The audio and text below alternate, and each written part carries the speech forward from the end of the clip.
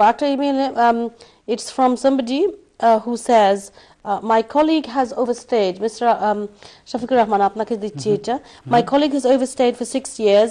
He came through work visa for 1 year in 2004. Few days ago, border agency had arrested him and taken him to Gatwick Detention Centre. They have interviewed him and provided all the details accurately. His passport is currently with the Home Office, and which they took roughly 3 years ago. He would like some advice on how to get conditional bail to get him out of the detention centre and see whether there is a solution for him to stay in this country. He is prepared to pay tax and national insurance and would have a status here.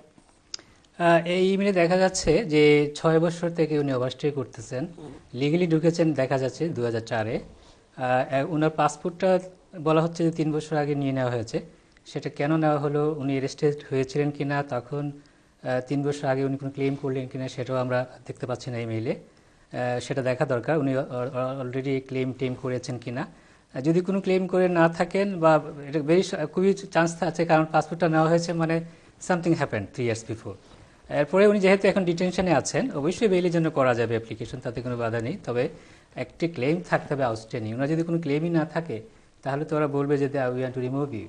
সে কারণে উনি যেটা করবেন, একটা যদি উনি আগে claim করেও থাকেন, সেই ক্লেম অ্যাসাইলাম বা কী করেছেন জানি না, এখন যদি ওনার অন্যান্য ক্লেম থাকে, যেমন ওনার যদি ফ্যামিলি টাইজ থাকে, আর্টিকেল 8 ক্লেম থাকে, উনি ফার্দার ক্লেম করতে পারেন এবং তারপরে উনি বেল চাইতে পারেন।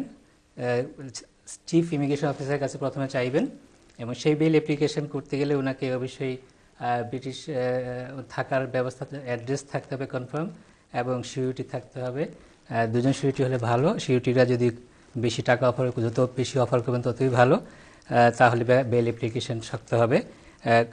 এই সব কাগজপত্র দিয়ে সিআইওর কাছে বেল চাইবেন। যদি সিআইও না দেয় তাহলে পরবর্তীতে ওনারা ট্রাইব্যুনালে বেল অ্যাপ্লিকেশন করতে পারবেন। এবং বেল অ্যাপ্লিকেশন হচ্ছে একটা ডিসক্রিপশনারি পাওয়ার জাজের, আপনারা 28 দিন পর রিনিউ করতে পারবেন। তবে প্রপার ডকুমেন্টস দিয়ে করলে এবং ক্লেম যদি থাকে, দেখা যায় যে ওনাকে খুব সহজে রিমুভ করা যাবে না, তাহলে আনসার্টেন পিরিয়ডের জন্য ডিটেনশন রাখার কোনো কারণ নাই, সেটা নট রিজনেবল। সুতরাং এই কাগজপত্র আপনার সার্কামস্টেন্স নির্ভর করছে, আপনি ক্লেম করতে আপনার বেসিস আছে কিনা ক্লেমের, এবং যদি থাকে সেই ক্লেম করবেন এবং বেল অ্যাপ্লিকেশন প্রথমে সিআইএর কাছে করবেন, চিফ ইমিগ্রেশন অফিসারের কাছে। ওরা না দিলে পরে আপনি কোর্টে করতে পারবেন এবং অবশ্যই কোর্ট যদি স্যাটিসফাই হয় আপনাকে কন্ডিশন দিয়ে বেল অন বেল আপনাকে রিলিজ করতে পারে। Thank you. ঠিক আছে, তাইলে একটা কল নিয়ে নেই এখন। হ্যালো, আসসালামু আলাইকুম। হ্যালো, আসসালামু আলাইকুম। ওয়ালাইকুম সালাম। একটু প্রশ্ন করতে চাইছিলাম। জি, আমি স্পোর্টস বিষয়ে 2010 জানুয়ারি 6 তারিখে আমি ভিসা পাইছিলাম। তো আমি আইসি এই দেশে মে 6 তারিখ। আমার একটা বাচ্চা হয়েছে বাংলাদেশে, তো বাচ্চাটার লাগে ব্রিটিশ পাসপোর্টের লাগে অ্যাপ্লাই করছিলাম। তো ব্রিটিশ পাসপোর্ট দিচ্ছে আমার, তারা আসছে এপ্রিলে 28 তারিখ দিচ্ছে, আর আমি মে 6 তারিখে দিতে আইছি। তো আমি তো ভিসা পাওয়ার পরে 3 মাসের বেশি থাকছি বাংলাদেশে। তো এটার লাগে আমার এখন কি করতে হবে?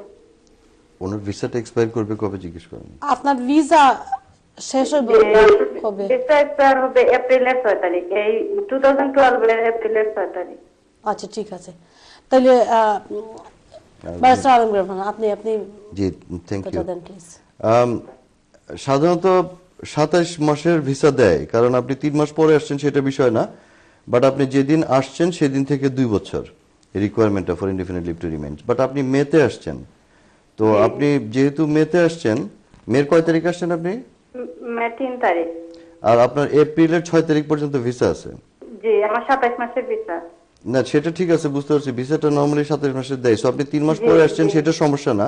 বাট সমস্যা হচ্ছে যে এখন তো আপনার সেই যেটা সমস্যা হয়ে গেছে, কারণ আপনার 2 বছর হচ্ছে না, মিলতেছে না।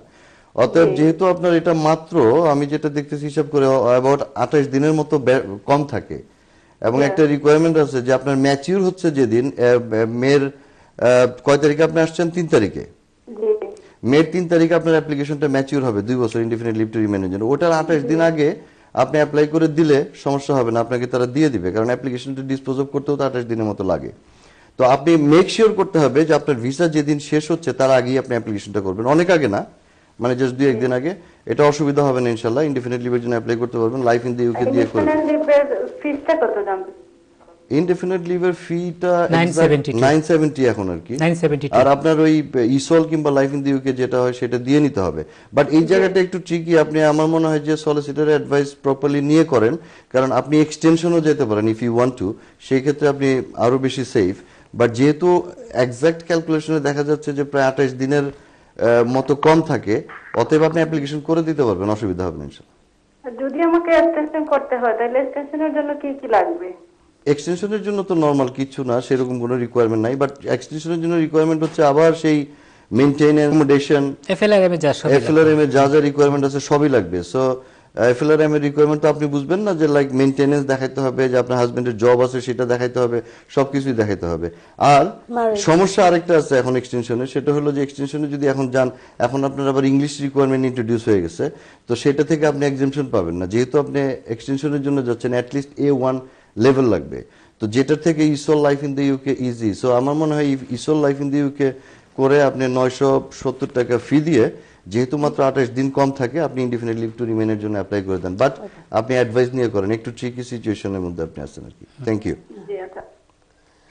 ওকে, তো আশা করি আপনার উত্তর মিলেছে। তো চলে যাই পরবর্তী কলার কাছে। হ্যালো, আসসালামু আলাইকুম।